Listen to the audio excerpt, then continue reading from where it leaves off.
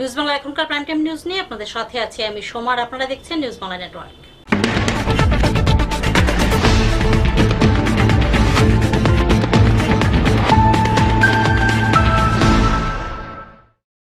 খবর এখন বিস্তারিত। রাজ্য জুড়ে চলছে নাইট কারফিউ, কিন্তু প্রশাসনের নির্দেশকে তোয়াক্কা না করে বেশ কিছু দোকানিরা দোকান খোলা রেখে ব্যবসা করছেন বহাল তবিয়তে। এই চিত্র দেখা গেল উত্তরের কদমতলা থানাধীন ব্রজেন্দ্রনগর সরলা মহেশপুর এলাকায়। ফলে কড়া বার্তা দিলেন কদমতলা থানার ওসি। গোটা ভারতবর্ষের সাথে ত্রিপুরা রাজ্যেও করোনার দাপটে যুবথুবু সাধারণ মানুষের জীবন। ইতিমধ্যে কেন্দ্র এবং রাজ্য সরকার বিভিন্ন নিয়মাবলী জারি করেছেন, কিন্তু তা এক প্রকার মানতে নারাজ কিছু কিছু মানুষ। তাতে আগামী দিনে মহামারী করোনা ভাইরাস ভয়াবহ রূপ নিতেই পারে। বিশেষ করে সামাজিক দূরত্ব, মুখে মাস্ক পরিধান করা এবং রাত্রিকালীন কারফিউ সঠিকভাবে পালন করার বার্তা তুলে ধরছে রাজ্য সরকার। কিন্তু উত্তর জেলার কদমতলা থানাধীন ব্রজেন্দ্রনগর সরলা মহেশপুর এলাকায় স্থানীয় দোকানিরা কদমতলা ব্লক এবং কদমতলা পুলিশ প্রশাসনের রাত্রিকালীন আইনকে বৃদ্ধাঙ্গুলি দেখিয়ে অবাধে দোকানপাট খুলে ভিড় জমাচ্ছেন। সেই সকল দোকানীদের কদমতলা পুলিশ প্রশাসনের পক্ষ থেকে শেষবারের মতো সাফ জানিয়ে দেওয়া হয়, যদি আগামী দিনের সন্ধ্যা থেকে ভোর 5টা পর্যন্ত কোনো দোকানপাট খোলা থাকে তাহলে আইনানুগ ব্যবস্থা নেবে প্রশাসন। গতকাল সন্ধ্যার পর বিভিন্ন এলাকার বাজারগুলিতে সরজমিনে খতিয়ে দেখতে বের হন কদমতলা থানার ওসি কৃষ্ণধন সরকার। কদমতলা থানাধীন ছোট বড় সবকটি বাজারের দোকানিরা রাত্রিকালীন কারফিউ পালন করলেও এক অংশের দোকানিরা তা মানতে নারাজ। তাই কদমতলা থানার ওসি কৃষ্ণধন সরকার পুলিশ এবং টিএসআর নিয়ে ব্রজেন্দ্রনগর সরলা এবং মহেশপুর বাজারে গিয়ে দোকানিদের শেষবারের মতো হুঁশিয়ারি দিয়ে আসেন, যাতে করে পরবর্তী ঘোষণা না আসা পর্যন্ত সন্ধ্যা থেকে ভোর 5টা পর্যন্ত যাতে কোনো দোকানপাট খোলা না হয় এবং ভিড় জমানো না হয়। ওসি আরও জানান, প্রতিদিন রাত্রিবেলা ওনাদের রাত্রিকালীন প্যাট্রোলিং জারি থাকবে। যদি কোনো ব্যক্তি প্রয়োজন ছাড়া সন্ধ্যা 6টার পর রাস্তাঘাটে বের হন এবং দোকানপাট খোলা রাখেন তাহলে আইনানুগ ব্যবস্থা গ্রহণ করা হবে। আমাদের রাজ্যের করোনা পরিস্থিতি দিন দিন আমরা একটু এখন দেখতেই পাচ্ছেন সংক্রমণ আস্তে আস্তে বাড়ছে। এই জন্য আমাদের সাবধানতা অবলম্বন করতে হবে। আমাদের প্রত্যেকটা বাজার কমিটির সিদ্ধান্ত ক্রমে তারা বললেন যে সন্ধ্যা 6টায় দোকান বন্ধ করে দেবেন, কিন্তু দোকান বন্ধ করছে না কেউ কেউ। বিভিন্ন বাজারে, আজকে বিষ্ণুপুর বাজারে, সরলা, অনেক জায়গার ভিতরে আমরা গেছি এবং গিয়ে আমরা ওয়ার্নিং দিয়ে দিয়েছি দোকানদারকে। আমরা কিন্তু ডিজাস্টার ম্যানেজমেন্ট অ্যাক্টের আওতায় ওদের বিরুদ্ধে আইনানুগ ব্যবস্থা নেব। ওরা দোকান খুলে বসে আছে, এখানে কাস্টমার ভিড় জমাচ্ছে, ওদেরকে বলাই আছে। এবং বিডিও সাহেবের থেকে অলরেডি উনি বাজার কমিটির লিখিত কমিটির যে রেজলিউশন সেই মোতাবেক উনি অলরেডি নিজে একটা সার্কুলার বের করেছেন। আমরা বারবার বলেছি কদমতলার মতো জায়গা বা লালছড়া, নতুন বাজার, এগুলো ধীরে বন্ধ হয়ে যাচ্ছে, কিন্তু ভিতরে কিছু কিছু বাজার মাঝে মাঝে ডিস্টার্ব করছে। আমরা কড়া অ্যাকশান নিচ্ছি। আমরা আদারওয়াইজ যদি এরকমভাবে আমরা না নেই, রোগটা আরও বেশি ছড়াবে এবং কিছু কিছু লোক অনেক সময় পজিটিভ হয়ে আসছে, হোম আইসোলেশনে থাকছে, তাদের পরিবারে কিছু কিছু লোক অনেক সময় ডিস্টার্ব করতে চায়, বাড়িঘর থেকে বেরিয়ে আসতে চায় এবং দোকানে আসে, অনেকে টেরও পায় না, কারণ এখন সংখ্যা বেড়ে যাচ্ছে।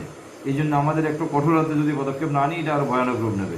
এই জন্যই আজকে আমাদের এই পদক্ষেপ এবং এটা আরও জারি থাকবে। কদমতলা প্রতিনিধি রিপোর্ট, নিউজ বাংলা। পুত্রের হাতে আক্রান্ত হয়ে হাসপাতালে চিকিৎসাধীন সৎমা। ঘটনা বিশালগড়ের ব্রজপুর এলাকায়। স্বামীর মৃত্যুর পর প্রতিনিয়তই মানসিক নির্যাতন করত বলে অভিযোগ স্বপ্না চক্রবর্তীর। বিশালগড় মহকুমার ব্রজপুর এলাকার বাসিন্দা স্বপ্না চক্রবর্তীর স্বামী প্রদীপ চক্রবর্তীর মৃত্যু হয় বিগত 10 মাস আগে। তারপর থেকেই সৎমা স্বপ্না চক্রবর্তী এবং ছেলে জয়দীপ চক্রবর্তীর মধ্যে নিত্যদিন ঝামেলা চলেই যাচ্ছে। স্বপ্না চক্রবর্তী অভিযোগ করেন যে প্রতিনিয়তই মানসিকভাবে তার উপর নির্যাতন করছে ছেলে জয়দীপ। গতকাল রাতে স্বপ্না চক্রবর্তীকে সৎ ছেলে জয়দীপ চক্রবর্তী প্রচণ্ড মারধর করে। আজ সকালে বিশালগড় মহকুমা হাসপাতালে চিকিৎসা করাতে আসেন স্বপ্না চক্রবর্তী। জানা যায় তার মাথায় সহ শরীরের বেশ জায়গায় আঘাতের চিহ্ন রয়েছে। এ ব্যাপারে জয়দীপ চক্রবর্তীর বিরুদ্ধে মামলা করবে বলে সংবাদ মাধ্যমকে জানান আক্রান্ত সৎমা স্বপ্না চক্রবর্তী।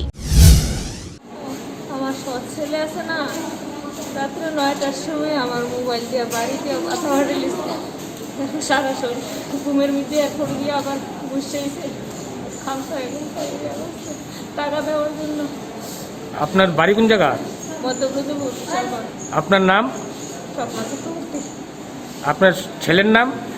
যে ছেলে সব ছেলে মারছে ওনার নাম কি? জয়দীপ চক্রবর্তী। কি করে? হ্যাঁ, এয়ারটেলে জব করে গুয়াহাটি। এর বয়স কত?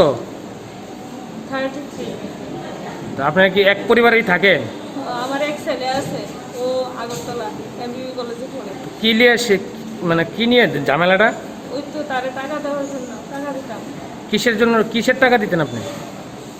জানি না, মানে এর আগে এরকম করছিনি? তার বাবু মারার পরও ওইতে আইসে মানে কাগজপত্র করার জন্য, তার নামে ওই সার্টিফিকেট বের করছে, আমার নাম নাই। আপনার হাজবেন্ড কি করতো?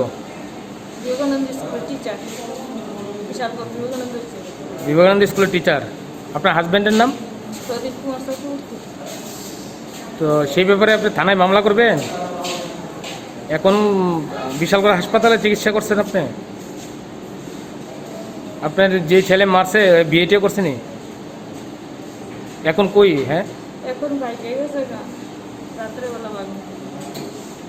বিশালগড় প্রতিনিধি রিপোর্ট, নিউজ বাংলা। ওএনজিসির উদাসীনতায় আতঙ্কে আছেন কাঞ্চনমালা এলাকার মানুষ। মাটির উপরে পড়ে আছে উচ্চ ক্ষমতা সম্পন্ন গ্যাসের পাইপলাইন, যে কোনো সময় ঘটে যেতে পারে বড়সড় দুর্ঘটনা। ওএনজিসির খামখেয়ালিপনার কারণে আতঙ্কে ভুগছেন কাঞ্চনমালা গ্রাম পঞ্চায়েতের 2 নং ওয়ার্ডের জালসোহাটি এলাকার সাধারণ মানুষ। সংবাদে জানা যায়, এডিসি এলাকার ব্রজেন্দ্র কলোনি ওএনজিসি পয়েন্ট থেকে উচ্চ ক্ষমতা সম্পন্ন গ্যাসের পাইপলাইনের মাধ্যমে মাটির নিচ দিয়ে বিদ্যুৎ উৎপাদনের জন্য উদয়পুরের পালাটানায় গিয়েছে। কিন্তু দেখা গেল ওই এলাকায় 7 থেকে 8টি স্থানে এই উচ্চ ক্ষমতা সম্পন্ন গ্যাসের পাইপ মাটির উপর ভেসেও রয়েছে। ওএনজিসির কর্মকর্তারা মাসে 1-2 বার করে এসে চোখের দেখা দেখলেও পাইপটির উপর মাটি ফেলার প্রয়োজনটুকু বোধ করেননি, যার ফলে ওই এলাকার সাধারণ মানুষ আতঙ্কে দিন কাটাচ্ছেন। কেননা এই গ্যাসের পাইপ কোনো কারণে ফেটে গেলে সম্পূর্ণ এলাকায় ভয়াবহ ঘটনা ঘটে যাবে। যদি এই ধরনের ঘটনা ঘটে তাহলে তার জন্য দায়ী কে হবে? প্রশ্ন সাধারণ মানুষের। এলাকাবাসীর দাবি, খুব শীঘ্রই যেন ওএনজিসির কর্মকর্তারা পাইপের উপর মাটি ফেলার ব্যবস্থা করেন। ওএনজিসির পাইপ অনেক দিন ধরে এটা দীর্ঘদিন ধরে এই উপর দিকে বাইশা লইছে আর কি। তো বাইশা যে লইছে, গ্রামের মানুষের তো অসুবিধা হয়েছে, কোন সময় ব্রাস্ট হয় এটা তো কোনো বোঝা যাইতেছে না। এটা লাইন কোন জায়গা থেকে আছে? এটা বজন্ড কলোনির থেকে আছে, এডিবি বজন্ড কলোনি। কই গেছে এটা? পালাটানা গেছে। তো এটা কি মানে উচ্চ ক্ষমতা সম্পন্ন গ্যাস যায় নাকি? উচ্চ সম্পূর্ণ ক্ষমতা গ্যাস। তো কতদিন ধরে এই সমস্যা? তো অনেক দিন ধরে ওএনজিসি তারা আইতাছে, দিকে দিকে যাইতাছে, কোনো খোঁজ খবর নাই। তো আপনি কি মনে করেন যদি এটা লিক হয় কি এলাকার কি ক্ষতি হইব? এলাকার ক্ষতি তো হইব, এটা স্বাভাবিক, প্রচুর পরিমাণে গ্যাস যাইতেছে, তো এটা তো ক্ষতি হইবই। তো এখন কি চান? এটা চাই যেহেতু ওএনজিসি তারা এটা সুরক্ষা করে। আচ্ছা, এই জায়গাটার নাম কি? কাঞ্চনমালা স্কুল চুবনি। আচ্ছা, আপনার নাম? আমার নাম রতন বিশ্বাস। কাঞ্চনমালা প্রতিনিধি report, news Bangla. Agartala municipality corporation এলাকা সহ রাজ্যের বেশ কয়েকটি পৌর এলাকায় লকডাউন জারি করেছে রাজ্য সরকার।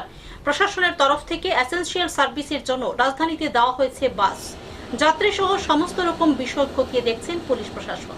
ত্রিপুরা রাজ্যে লাফিয়ে বাড়ছে করোনা আক্রান্তের সংখ্যা। করোনার দ্বিতীয় ঢেউয়ের প্রকোপে ব্যাপক আক্রান্তের সংখ্যা বেড়েছে আগরতলা মিউনিসিপ্যালিটি কর্পোরেশন এলাকায়। এছাড়াও রাজ্যের বেশ কয়েকটি মহকুমার পৌর পরিষদ এলাকা সহ কয়েকটি গ্রামে এই ভাইরাসের দাপট অতিমাত্রা দেখা দেওয়ায় ওই সকল এলাকাগুলিতে লকডাউন ঘোষণা করেছে রাজ্য সরকার। সেই মোতাবেক স্ব জেলা শাসকের নিকট বার্তা পৌঁছে দেওয়া হয়েছে।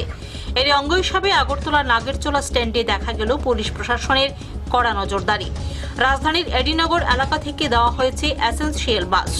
যাত্রীদের পরিবহনের ক্ষেত্রে কোভিড বিধি মানছেন কিনা সেটাও খতিয়ে দেখা হচ্ছে। জেলা শাসক কর্তৃক বাস চালকদের যে পারমিশন দেওয়া হয়েছে সেগুলোও খতিয়ে দেখছেন পুলিশ কর্তারা। রীতিমতো রাজপথ শুনশান দেখা যাচ্ছে। আটকানো হয়েছে না, এটা আমি চেক করছি। তো নর্মালি তো ধরেন ইন্টারস্টেট বাস ছাড়া লোকাল আমাদের স্টেটের মধ্যে কোনো গাড়ি চলতে পারতো না, ইমার্জেন্সি কোনো এসেনশিয়াল সার্ভিস ছাড়া। তো দেখা গেছে যে গাড়িটাতে ডিএম সাহেবের পাস আছে এবং পাসটা হলো যে এসেনশিয়াল সার্ভিস হিসাবে, যেমন বিভিন্ন ডিপার্টমেন্টের দেখা গেল যেন এসডিএমওসি, ডিএমওসি, কোর্ট, বিভিন্নখানের স্টাফ, আমি তাদের আই কার্ড চেক করছি। তারপরে আমি এবং বাসটার প্রপার পারমিশন যে দিয়েছে ডিএমএ, আমি অরিজিনাল কপিটা চেক করছি। অরিজিনালটা দেখার পরে আমি তাদের অ্যালাউ করছি। আগরতলা প্রতিনিধি রিপোর্ট, নিউজ বাংলা। ঊনকোটি কলাক্ষেত্রে এক সংক্ষিপ্ত অনুষ্ঠানের মধ্য দিয়ে আরজিএম হাসপাতালের কোভিড কেয়ার সেন্টারের জন্য 5টি অক্সিজেন সিলিন্ডার তুলে দিল কৈলাসহর লায়ন্স ক্লাব। অনুষ্ঠানে উপস্থিত ছিলেন জেলা মুখ্য স্বাস্থ্য আধিকারিক সহ অন্যান্যরা।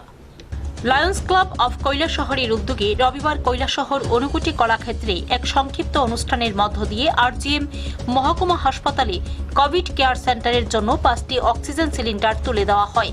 উপস্থিত ছিলেন ঊনকোটি জেলার জেলাশাসক সৌমিত্র চাকমা, বিধায়ক মবস্বর আলী, বিধায়ক ভগবান দাস, জেলা মুখ্য স্বাস্থ্য আধিকারিক শরদিন্দু রিয়াং, ক্লাবের সভাপতি সমীর দাস সহ অন্যান্যরা। বিভিন্ন সময়ে লায়ন্স ক্লাব অব কৈলাসহরের সেবামূলক কাজের প্রশংসা করেন আগত অতিথিরা।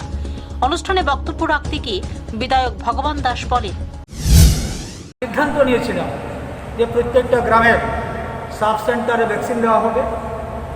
মাইকিংয়ের ব্যবস্থা করা হয়েছে। অনেকেই সেদিন এগিয়ে আসেননি। যখন করোনা আবার দ্বিতীয়বারের মতো আমাদেরকে আক্রমণ করা শুরু করেছে, ভ্যাকসিনের জন্য সবাই উৎসাহী হয়েছে। যাই হোক, আমি বলবো লায়ন্স ক্লাব সার্বিকভাবে সবসময় সমাজের পাশে সহযোগিতা করেন বা অতন্দ্র প্রহরী হিসেবে সমাজের পাশে দাঁড়িয়ে আছে। আমরা ভ্যাকসিনের সঙ্গে সঙ্গে টেস্টের যে বিষয়টা, টেস্ট অন্ততপক্ষে আমরা যদি অ্যান্টিজেন টেস্টটা বেশি করে করাতে পারি, আমার মনে হয় বা ডাক্তারবাবুদের যে চিন্তাধারা সেই মতে আমি বলছি যে আমরা হয়তো আরও তাড়াতাড়ি সেটা থেকে মুক্তি পাব। আমি এখানে স্বাস্থ্য দপ্তরের আধিকারিকগণ রয়েছেন, লায়ন্স ক্লাব লায়নগণ, আপনারা যদি এই সহযোগিতা খুব হাত বাড়ান যে যত বেশি বেশি করে তার টেস্ট করানো যায়। যে আজকে এই জেলাতে যে সংখ্যাটা আসছে, পজিটিভ যে সংখ্যাটা আসছে, আপনারা অবগত আছেন। এই সংখ্যাটা শুধু আর শুধু যাদের বাড়িতে পজিটিভ ধরা পড়েছে এবং এই পজিটিভ রোগীর কন্ট্যাক্টে যারা রয়েছে, এটা কন্ট্যাক্ট কেস শুধু আসছে। সংস্পর্শে যারা ছিল তারই স্যাম্পল নেওয়া হচ্ছে, তাদেরকেই টেস্ট করা হচ্ছে।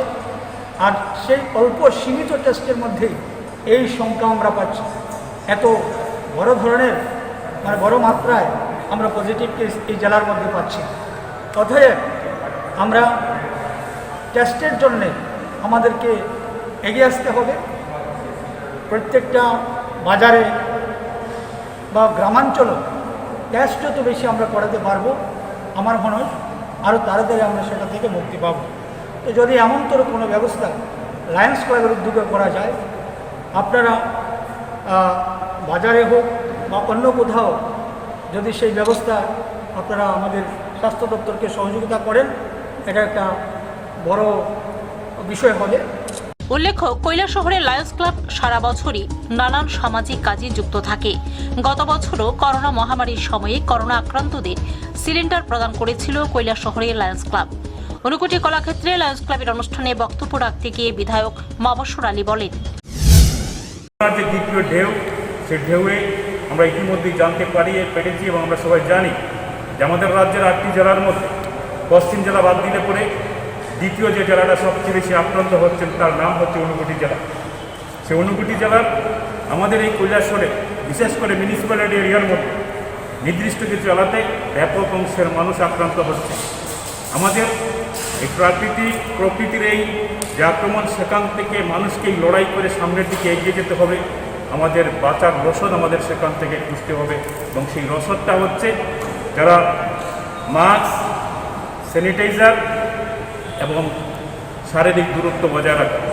এই যে কাজগুলো এখনও অনেক এলাকা রয়েছে, যে এলাকাগুলোর মধ্যে সাধারণ মানুষের মধ্যে এই বিষয়গুলো এখনও কথা রয়ে গেছে। আমি মনে করি যে শুধুমাত্র সরকারি সিদ্ধান্তের মধ্যে দিয়েই এগুলোকে সব মানুষের কাছে পৌঁছানো যাবে না, যতদিন না পর্যন্ত যে আমাদের এই মহামারীর থেকে বাঁচতে হলে মাস্ক ব্যবহার করতে হবে, স্যানিটাইজার ব্যবহার করতে হবে এবং শারীরিক দূরত্ব বজায় রাখতে হবে। এই বিষয়গুলোকে আমাদের বিভিন্ন রাজনৈতিক দল, বিভিন্ন সামাজিক অনুষ্ঠান, বিভিন্ন ক্লাব সবাই মিলে একটা যে সামাজিক আন্দোলনে আমরা রূপ দিতে পারি, যে আমরা যেখানেই যাই আলাপ আলোচনার টেবিলে হোক, যে জায়গাতে হোক, যে আপনাকে মাস্কটা পরতে হবে, এই বিষয়গুলো আপনাকে স্যানিটাইজার ব্যবহার করতে হবে, সমাজে শারীরিক দূরত্বটা বজায় রাখতে হবে। এগুলোকে একটা সামাজিক আন্দোলনে যে আমরা রূপায়িত করতে পারি, তাহলে অনেকাংশেই এই রোগের আক্রমণ থেকে আমরা এবং আমাদের পাড়া প্রতিবেশী এলাকার মানুষকে আমরা রক্ষা করতে পারবো। আমার অনুরোধ থাকবে আমরা সবাই মিলে সেই চেষ্টাটা আমরা আমাদের দিক থেকে যাতে আমরা করি। লায়ন্স ক্লাব কৈলাসহর আমাদের আরজিএম কোভিড সেন্টারে 5টা অক্সিজেন সিলিন্ডার প্রদান করবার মধ্য দিয়ে সরকারের যে সিদ্ধান্ত আরজিএম হাসপাতালে 100 বেডেড কোভিড কেয়ার সেন্টার তৈরি করা, সেখানে এই 5টা সিলিন্ডারের মধ্যে দিয়ে অন্ততপক্ষে আরও 5টা বেড রেডি করা সেখানের মধ্যে যাবে। তারপরেও আহ্বান রাখবো, আমাদের কৈলাসহরের বহু মানুষ, বিত্তমান মানুষ রয়েছেন, প্রত্যেকে যদি এগিয়ে আসেন এই মহামারীর সময় সরকার বিরোধী পক্ষে বিপক্ষে এগুলো বিবেচনায় না রেখে আমরা সবাই মিলে একত্রিতভাবে যার সাধ্য সামর্থ্য যতটুকু আছে সেটাকে নিয়ে যদি আমরা এগিয়ে যাই, তাহলে আমাদের এই কৈলাসহরের আরজিএমের 100 বেডেড কোভিড কেয়ার সেন্টার পুরোদমে চালু করার ক্ষেত্রে অনেকটা সহায়ক হতে পারে। কৈলাসহর প্রতিনিধি রিপোর্ট, নিউজ বাংলা। পেশা হিসেবে চিত্রশিল্পকে বেছে নিলেন বিশালগড় রাউতখলা এলাকার বাসিন্দা মিঠুন দেওয়ানজি। গোটা রাজ্যে প্রশংসা কুড়িয়েছেন খুব অল্প সময়ে, ডাক পাচ্ছেন সরকারি বেসরকারি বিভিন্ন সংস্থায়।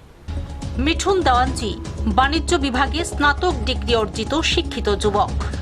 বিশালগড় রাউতখলা এলাকার নম্র ভদ্র, খুব মিষ্টিভাষী হিসেবে পরিচিত তিনি। গ্রাজুয়েশন শেষ করে সমাজের আর 5টা ছেলের মতো চাকরির আশায় বসে না থেকে পেশা হিসেবে বেছে নিয়েছেন চিত্রশিল্পকে।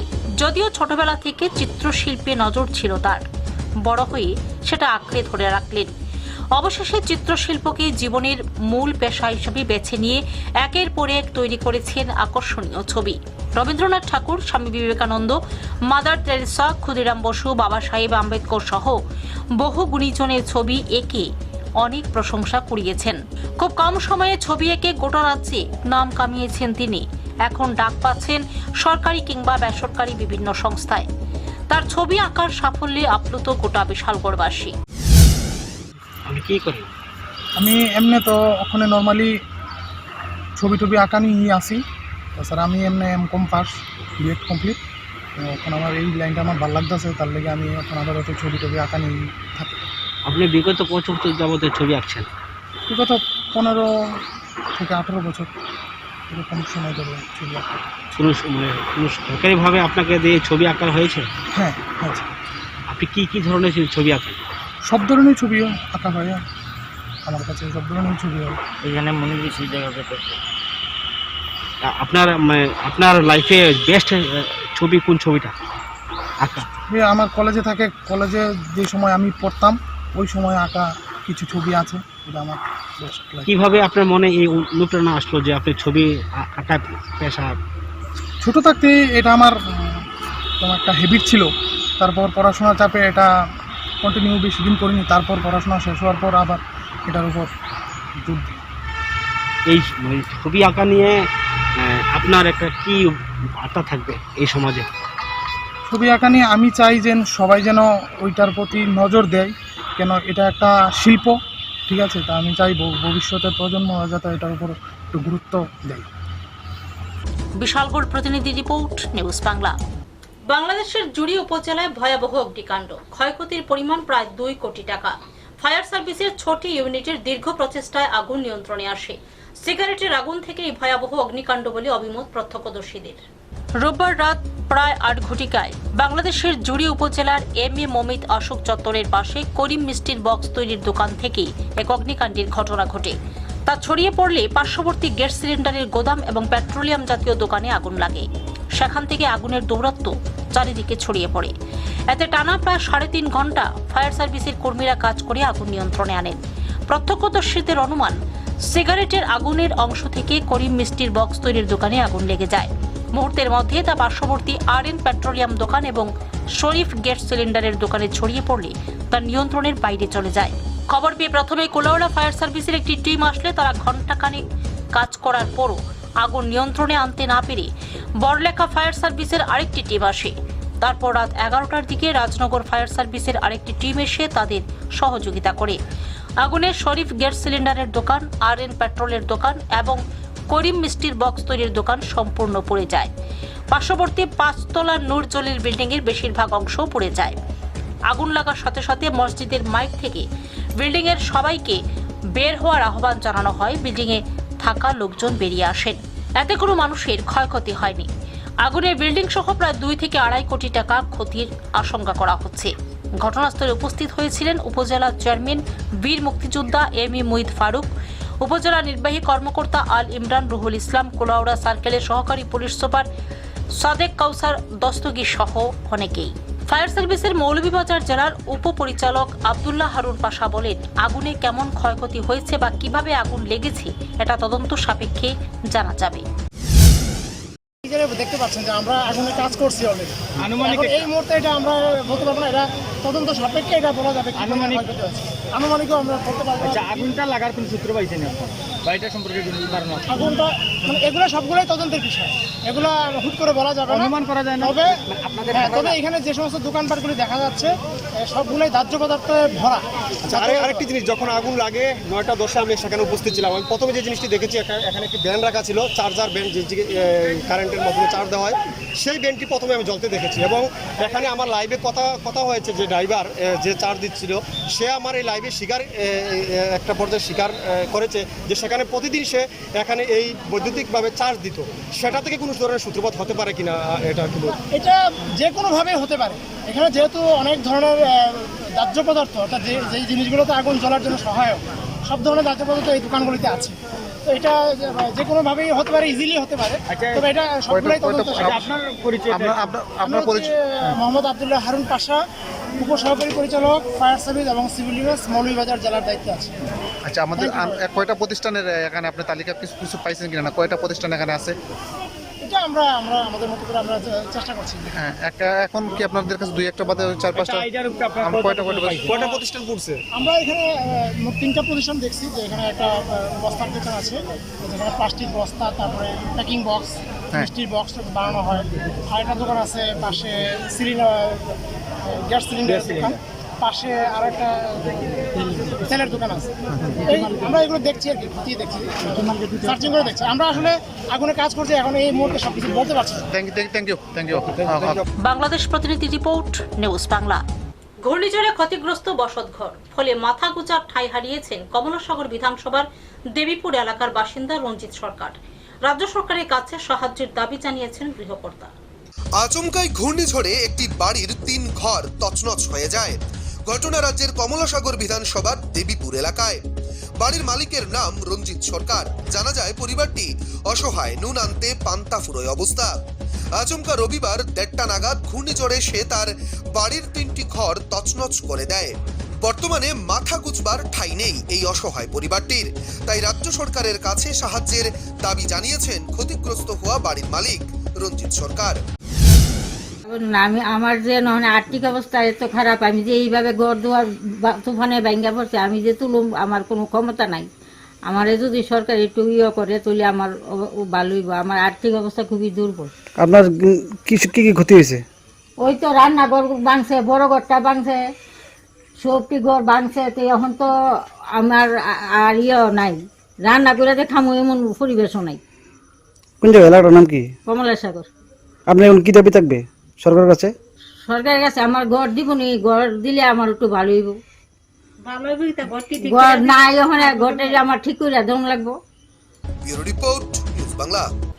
ত্রিপুরা থেকে অবৈধ গাঁজা নিয়ে বহিরাজ্যে পাড়ি দেবার পথে পানিসাগর পুলিশের হাতে আটক গাঁজা সহ লরি চালক এবং সহচালক। উদ্ধার হয় 260 কেজি গাঁজা। জানা যায় ধৃতরা আসামের হুজাই জেলার বাসিন্দা। রবিবার বেলা আনুমানিক 11টা নাগাদ পানিসাগর মহকুমা থানার অন্তর্গত কর্তব্যরত পুলিশ কর্মীরা এক গোপন সংবাদের ভিত্তিতে MP 09GF 5273 নম্বরের একটি 6 চাকার লরি গাড়ি আগরতলা থেকে আসাম রাজ্যে যাওয়ার পথে পানিসাগর খুঁটি এলাকায় আটক করে তল্লাশি চালায়। তল্লাশিতে প্রচুর পরিমাণে অবৈধ গাঁজা উদ্ধার করতে সক্ষম হয় তারা। সঙ্গে সঙ্গে লরি সহ এবং লরির চালক এবং সহচালককে আটক করে পানিসাগর থানায় নিয়ে আসা হয়। জানা যায় লরি চালকের নাম করণজিৎ সিনহা, পিতা লইতে সিনহা, বয়স 34 বছর এবং সহচালকের নাম আপু শাহ সিনহা, পিতা সুনীল সিনহা, বয়স 27 বছর। উভয়ই আসাম রাজ্যের হুজাই জেলার বাসিন্দা। রবিবার সকালবেলা আগরতলা থেকে অবৈধ গাঁজা গোপনীয়তার সঙ্গে লরি করে আসাম রাজ্যে পাচারের উদ্দেশ্যে নিয়ে আসছিল। আসবার পথে বাকি আর সব কয়টি থানার চোখে ধুলো দিয়ে বেরিয়ে আসতে পারলেও পানিসাগর থানার শুকনো রাস্তায় জাহাজ ডুবে হাজতবন্দি হতে হয় তাদের।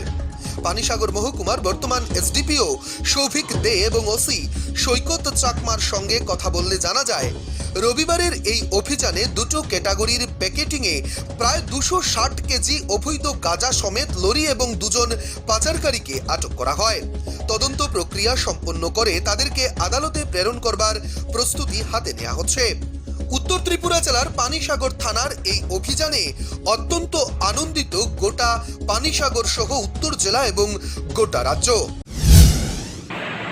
আজকে প্রায় দুপুরবেলা আনুমানিক 11টা থেকে 11:10 নাগাদ ওসি পানিসাগর একটা সিক্রেট ইনফরমেশনের খবর পান যে একটা ট্রাক, যেটা রেজিস্ট্রেশন নাম্বার মধ্যপ্রদেশের ছিল, ওইটা আগরতলা থেকে আসামের দিকে যাচ্ছে।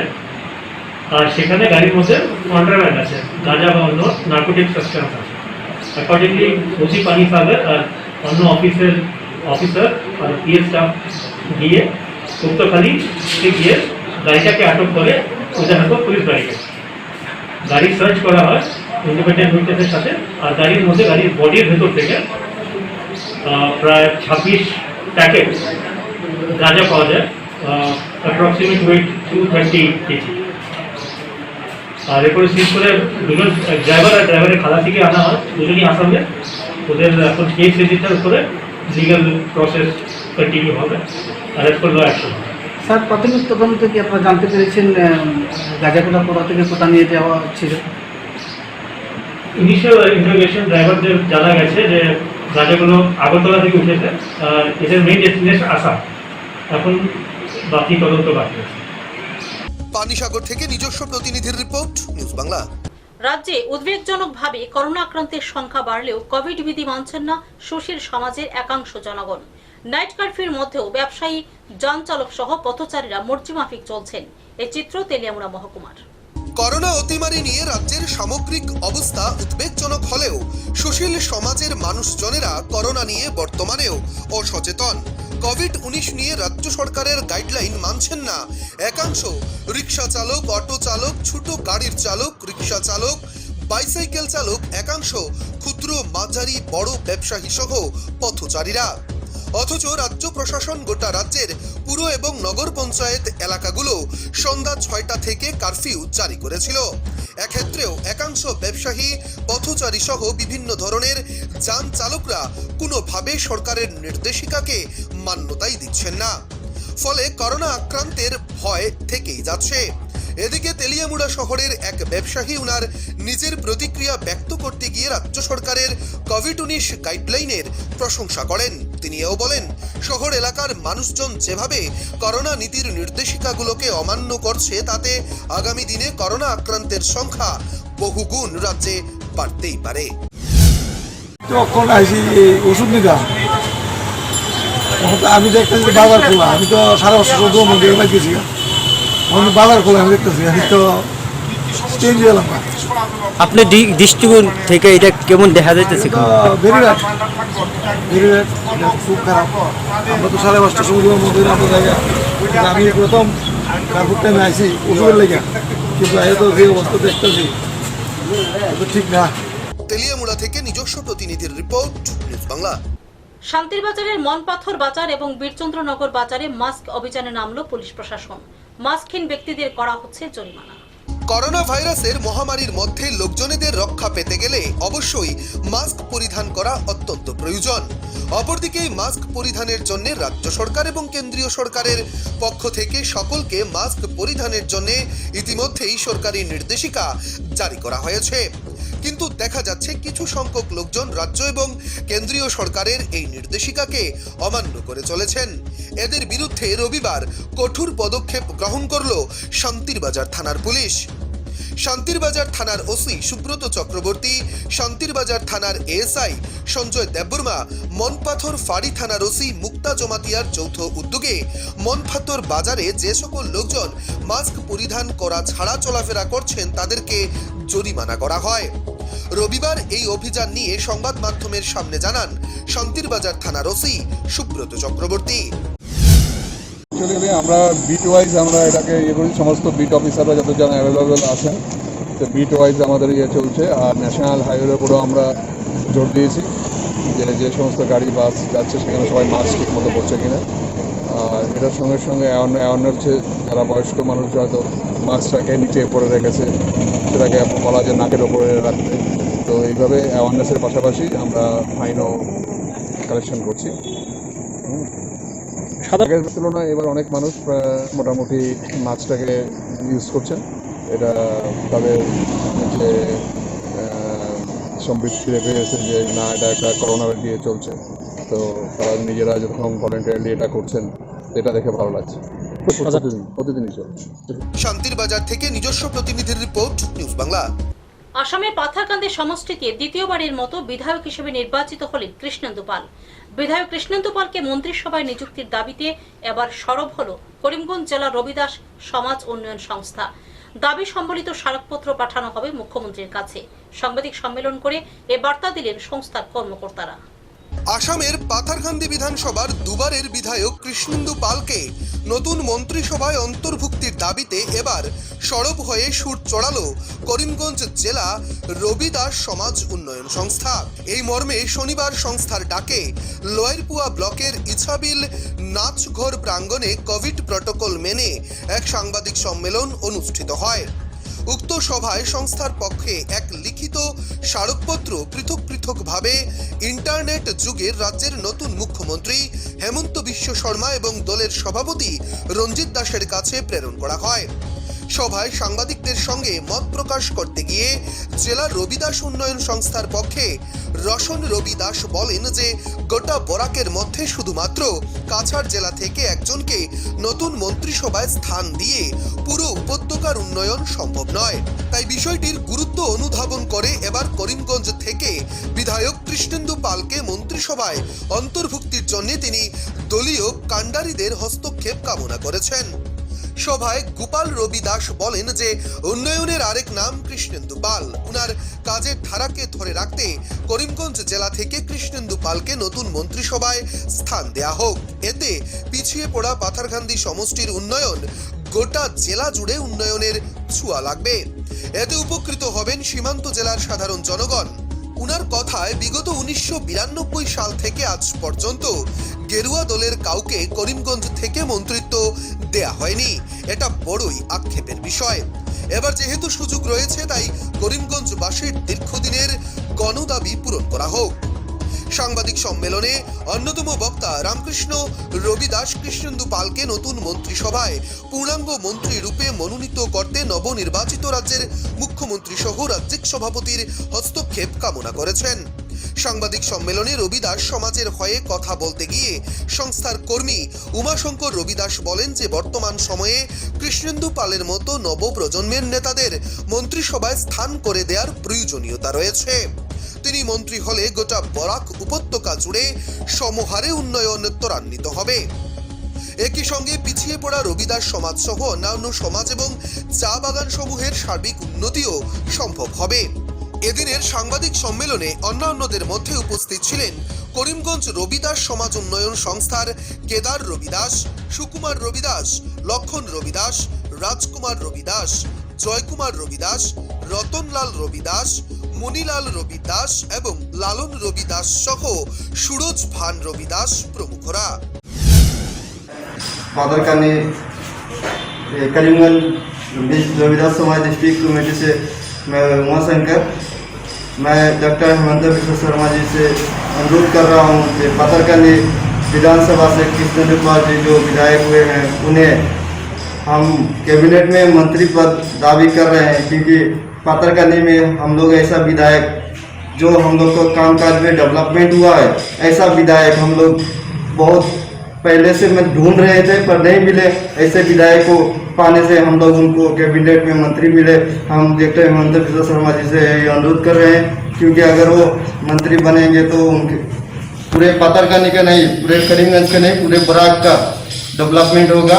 हम डॉक्टर हेमंत विश्व शर्मा जी से यही अनुरोध कर रहे हैं कि उनको मंत्री का पद दिया जाए। পাথারকান্দি থেকে মলয় কুমার দাসের রিপোর্ট, নিউজ বাংলা। নতুন এসওপি জারি হতে পাথারকান্দিতে পুলিশের কড়া দাওয়াই প্রয়োগ শুরু। কারফিউ চলাকালীন পাথারকান্দির ব্যস্ততম জায়গাগুলিতে চলছে পুলিশের কড়া নজরদারি।